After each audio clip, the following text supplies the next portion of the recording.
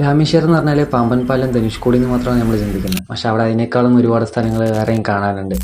ഈ രാംനാടിലെ ദേവിപട്ടണം എന്ന് പറയുന്ന ഒരു സ്ഥലത്ത് ഒരു ഫേമസ് ആയ ഒരു അമ്പലമുണ്ട്. ആ അമ്പലത്തിൻ്റെ സ്പെഷ്യാലിറ്റി എന്താണെന്ന് വെച്ച് കഴിഞ്ഞാൽ നമ്മുടെ ഈ നവഗ്രഹ ശില്പികളുണ്ടല്ലോ, അതെല്ലാം കടലിനകത്താണ് ഉണ്ടാകുക. കടലിൻ്റെ മേലെ കൂടെ നടന്ന് ഈ ശില്പികളൊക്കെ കണ്ട് നമ്മൾ ദർശിച്ച് വരുമ്പോൾ നമുക്കൊരു പോസിറ്റീവ് വൈബാണ് നമുക്ക് അവിടെ നിന്ന് കിട്ടുക. അത് കഴിഞ്ഞിട്ട് നേരെ ഏർവാടിയിലേക്ക് പോവാം.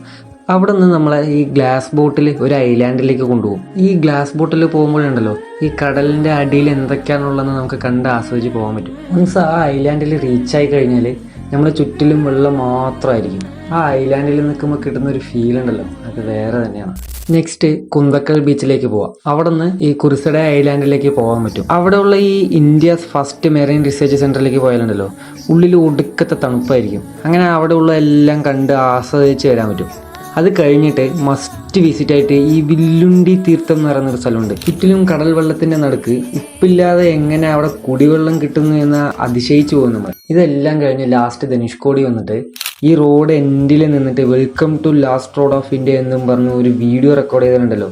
ഇതാണ് ബെസ്റ്റ് മെമ്മറി എന്ന് നിങ്ങളുടെ മൊബൈലിൽ എല്ലാ വർഷവും പറഞ്ഞു. അത് മാത്രമല്ല രാമേശ്വരത്ത് ഈ jet ski, snorkelling, scuba diving, kayaking അങ്ങനെ വരുന്ന ഒരുപാട് വാട്ടർ ആക്ടിവിറ്റീസ് ഉണ്ട്. അത് മാത്രമല്ല രാമേശ്വരത്തിൽ Kushi beach, Abdul Kalam memorial, Ariyaman beach, Ramarpadam എന്ന് പറയുന്ന ഒരുപാട് ഡെസ്റ്റിനേഷൻസ് ഉണ്ട്. നിങ്ങളുടെ യാത്രാ കൂട്ടുകാരനെ കമൻറ്റ് ബോക്സിൽ മെൻഷൻ ചെയ്ത് ഡീറ്റെയിൽസ് മെസ്സേജ് അയച്ചാൽ മതി. ഞാൻ ഈ യാത്ര എവിടെ നിന്ന് തുടങ്ങണം, എവിടെ അവസാനിക്കണം എന്നൊരു ഫുൾ ഡീറ്റെയിൽസ് ഞാൻ നിങ്ങൾക്ക് അയച്ചുതരാം. പിന്നെ അക്കൗണ്ട് ഒന്ന് ഫോളോ ചെയ്യുകയാണെങ്കിൽ ഇതുപോലൊരു ഇൻഫോർമേറ്റീവ് വീഡിയോസ് ഇനിയും കാണാൻ സാധിക്കും.